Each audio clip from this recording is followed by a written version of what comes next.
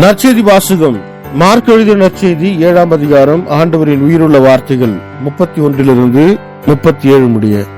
மீண்டும் இயேசு தீர்ப்பகுதியை விட்டு சீதோன் வழியாக சென்று தெக்கப்பொலி பகுதி நடுவே வந்து கலிலேய கடலை அடைந்தார். காது கேளாதவரும் திக்கி பேசுவருமான ஒருவரை சிலர் அவரிடம் கொண்டு வந்து அவர் மீது கை வைத்து குணமாக்குமாறு அவரை வேண்டிக் கொண்டனர். இயேசு அவரை கூட்டத்திலிருந்து தனியே அழைத்து சென்று தம் விரல்களை அவர் காதுகளில் இட்டு உமிழ்நீரால் அவர் நாவை தொட்டார். பிறகு வானத்தை அண்ணாந்து பார்த்து பெருமூச்சு விட்டு அவரை நோக்கி எப்பத்தா, அதாவது திறக்கப்படு என்றார். உடனே அவருடைய காதுகள் திறக்கப்பட்டன, நாவு கட்ட விழுந்தது. அவர் தெளிவாக பேசினார். இதை எவருக்கும் சொல்ல வேண்டாம் என்று அவர்களுக்கு அவர் கட்டளையிட்டார். அவரது கட்டளைக்கு நேர்மாறாக இன்னும் மிகுதியாய் அவர்கள் அதை அறிவித்து வந்தார்கள். அவர்கள் அளவு கடந்த வியப்பில் ஆழ்ந்தவர்களாய், இவர் எத்துணை நன்றாக யாவற்றையும் செய்து வருகிறார், காது கேளாதோர் கேட்கவும் பேச்சற்றோர் பேசவும் செய்கிறாரே என்று பேசிக்கொண்டார்கள். இது வாழ்வு தரும் கிறிஸ்துவின் நற்செய்தி. கிறிஸ்துவே உமக்கு புகழ்.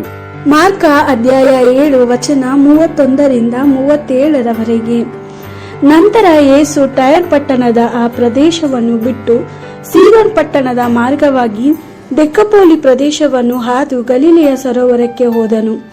ಆತನು ಅಲ್ಲಿದ್ದಾಗ ಕೆಲವರು ಕಿವುಡನು ತೊದಲನು ಆಗಿದ್ದ ಒಬ್ಬನನ್ನು ಯೇಸುವಿನ ಬಳಿಗೆ ಕರೆದು ತಂದು ಅವನ ಮೇಲೆ ಕೈಯಿಟ್ಟು ಗುಣಪಡಿಸಬೇಕೆಂದು ಬೇಡಿಕೊಂಡರು. ಯೇಸು ಅವನನ್ನು ಜನರಿಂದ ಸ್ವಲ್ಪ ದೂರ ತನ್ನೊಂದಿಗೆ ಕರೆದೊಯ್ದು ತನ್ನ ಬೆರಳುಗಳನ್ನು ಅವನ ಕಿವಿಗಳಲ್ಲಿಟ್ಟು ಉಗುಳಿ ಅವನ ನಾಲಿಗೆಯನ್ನು ಮುಟ್ಟಿದನು. ಬಳಿಕ ಆಕಾಶದ ಕಡೆಗೆ ನೋಡಿ ನಿಟ್ಟುಸಿರು ಬಿಟ್ಟು ಎಫತಾ ಎಂದು ಹೇಳಿದನು.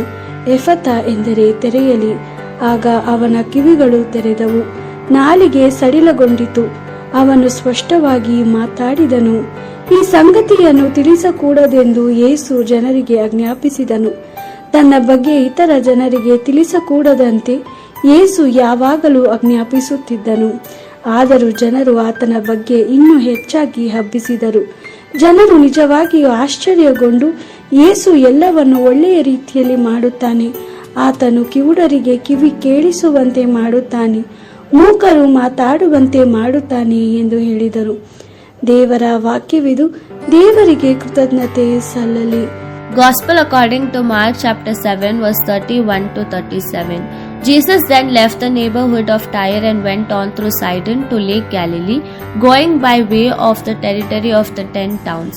Some people brought to him a man who was deaf and could hardly speak, and they begged Jesus to place his hands on him. So Jesus took him off alone, away from the crowd, put his fingers in the man's ears, spat and touched the man's tongue. Then Jesus looked up to heaven, gave a deep groan and said to the man, Ephphatha, which means open up. At once the man was able to hear.